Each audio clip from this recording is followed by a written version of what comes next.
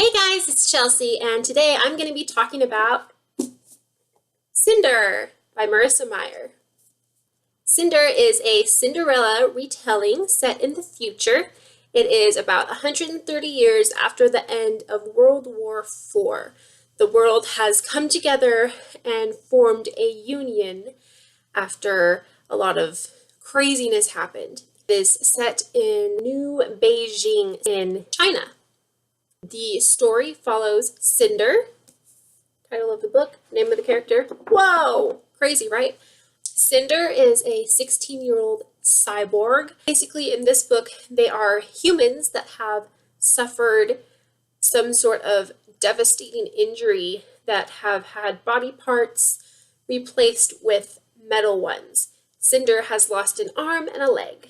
She is the best mechanic in New Beijing and lives with her stepmother and two stepsisters.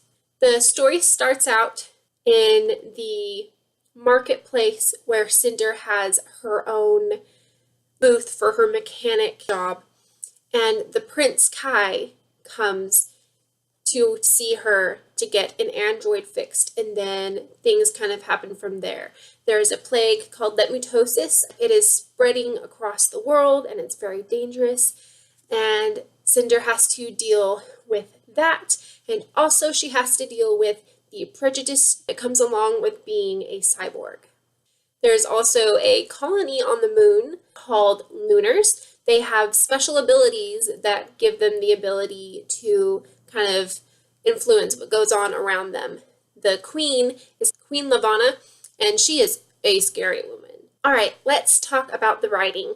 I really enjoyed the writing in this book. I thought it was really well written and very emotional, actually. You got to really see how Cinder was feeling throughout the whole book, and also Prince Kai. I really liked that. He's a very emotional person. I like male characters that can show emotion, and Kai really shows emotion in this book. There's one scene where I was like, oh, I feel for him. I really enjoyed Cinder. She was very sassy and very headstrong, but at the same time, she struggles with herself. She struggles with the fact that she is a cyborg, and she has to deal with the fact that part of her is not human, and she feels that because part of her isn't human, that she herself is not human. She cannot express emotions, and to her, not being able to cry when bad things happen really makes her feel inadequate.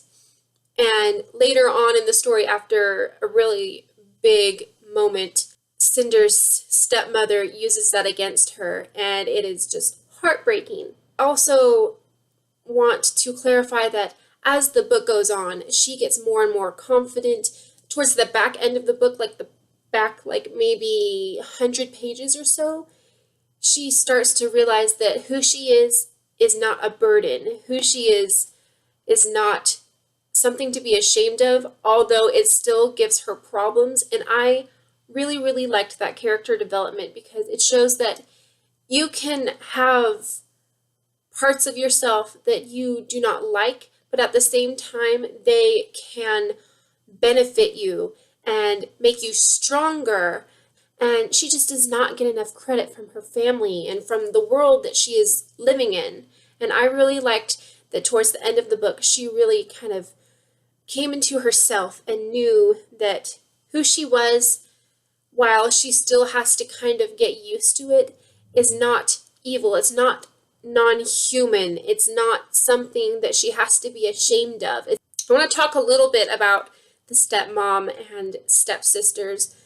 I really enjoyed the relationship between the whole family. It's a crazy relationship. The stepmom, at first, I didn't think she was that bad. But later on, after something happens, she just flips a switch. She's crazy. And I saw the evil stepmother in Cinderella come to life through the stepmother in Cinder. One thing that I kind of had an issue with her, it's kind of silly and it's just my preference, but The mother's name is Adri, and I have a really good friend named Adriana who goes by Adri, who is just the sweetest person I know. She's really kind, and she would never do anything mean. So I had a hard time kind of taking Adri seriously in this book because of her name, which is no fault of the character or the writer or anything. It's just my preference. Pearl and Peony are the stepsisters. Pearl is the bitchy one, the rare, like stuck up one. And Peony, she's also stuck up and kind of into herself, but she's also really sweet. She's kind of naive. And I really enjoyed her character. She actually is a friend to Cinder, which I really liked. Cinder has an android, which is basically, I think, was it Christine? I think it was Christine from Pulling Bananas books described them as like Eve from WALL-E. Cinder has her own android called Aiko, and she is the most sassy little thing ever. I adore her, and I have a lot of feelings about Aiko. I do. I won't get into them right now because spoilers, but yes. Yes, Aiko. She is perfect. She is perfect. All right. I want to talk a little bit about Levana before my spoiler section. Queen Levana, she's crazy.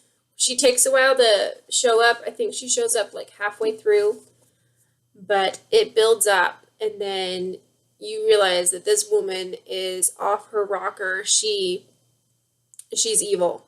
And I've only read the first book. I know she gets worse. I don't know what she does to make it worse, but I know she gets worse. All right, overall, I gave this book 4.5 out of 5 stars. I couldn't bump it all the way up to 5 because it just wasn't like, wow, but it was really, really, really, really good. It may have been because of my weird thing with Adri's name. It was really, really, really good. Really good. I want to get into some spoilers because I have some things that I want to talk about. So if you've read the book, you are welcome to stay. If you haven't, you're welcome to stay too, but I am going to be spoiling. So if you don't want to get spoiled for this, I suggest that you leave now. If you do want to get spoiled, I question your sanity. All right, so I would like to talk about Aiko. So, Aiko, you guys, Aiko. I loved Aiko's character so much. And when Cinder came home from being with Kai and all of that craziness that was going on, and she comes home to have Adri be like, give me your foot, and then go to her room and find Aiko just torn to pieces. Okay, yeah, you're crazy now. Yes, I do realize that you are the evil stepmother. That hurt. Aiko's just, she's a precious little baby, and I love her, and the little ribbon that was tied around her pinchers. I hope that Cinder will be able to somehow find another android to put her personality chip into that will bring her back. Oh my goodness, Peony. I liked that Marissa Meyer made one of the stepsisters actually a friend to Cinder. I didn't expect that, and I thought it was really neat. And when Cinder gets to the quarantine zone just like seconds too late, and she just dies in her arms, my heart squeezed for her. It's too late. That scene was hard. And then she comes home and has to deal with giving away her foot and being accused of not having any emotions because she can't cry. Just the fact that she can't cry, she can't grieve the way a full human can grieve, is just really disappointing for her, and it was really sad, and I felt for her. Prince Kai. I adore Prince Kai. He was sweet and caring and kind, but at the same time, he's still naive. Marissa Meyer, she's really good at showing that they're still young. They don't have the capability to be leading and making the correct decisions. They're still selfish. And I really liked how real that was. I really liked how emotional he was. and how much you could feel how frustrated he was with Queen Lavanna coming down and trying to take over. There is one scene, he comes out and he's trying to hold in all of his anger, but he just screams and punches the wall. I felt that. I felt how frustrated he was. So Queen Lavanna is crazy. Yeah, I don't know really how much more I can say about Lavanna, just that her powers, they blew me away. They were really interesting. My favorite scene with her, though, it kind of goes with the whole Cinder accepting that her her cyborgity, it has a reason.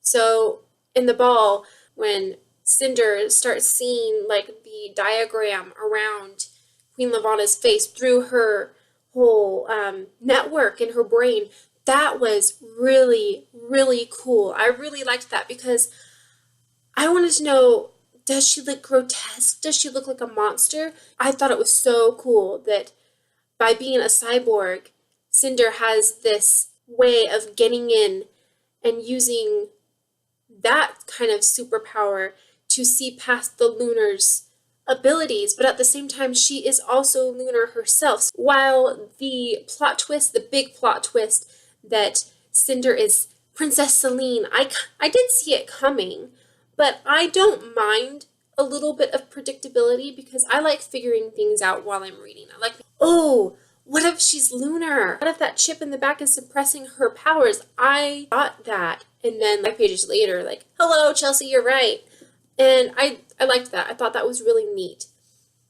And now we kind of have to see, what is she going to do now that she knows that she's Princess Celine?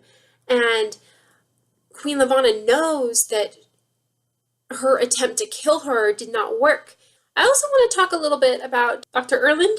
I think he was a really neat character. I didn't trust him at first, but by the end, I was really like, oh, he's cool. He's kind of like the fairy godmother kind of thing, I think.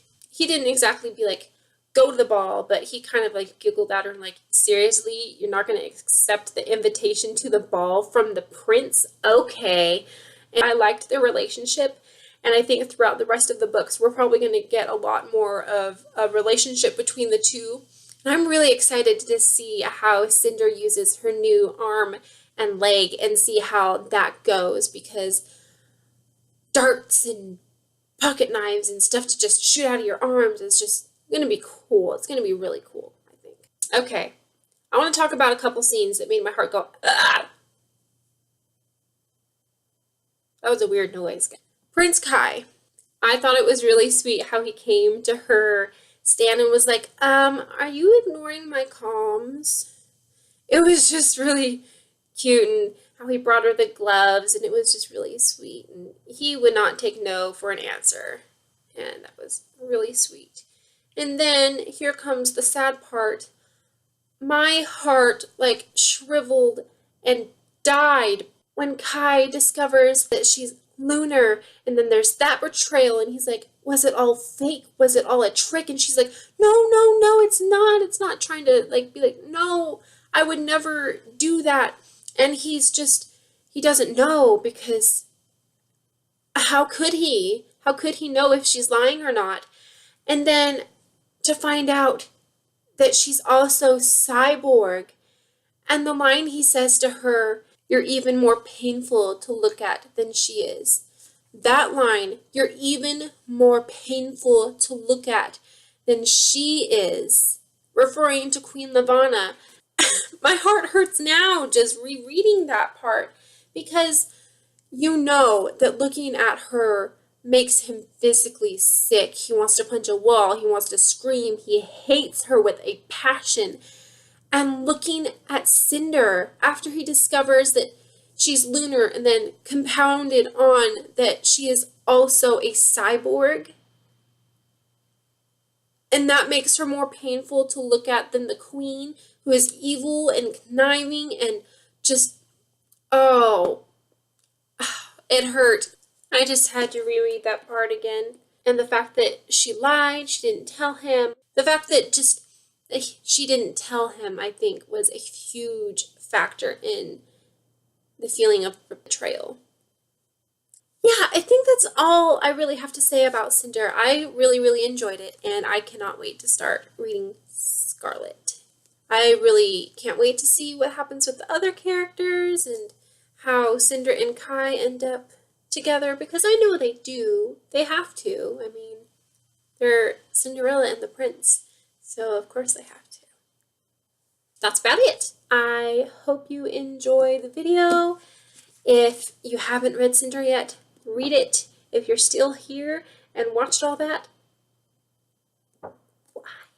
if you have read it, then go ahead and tell me what your favorite part was down in the comments.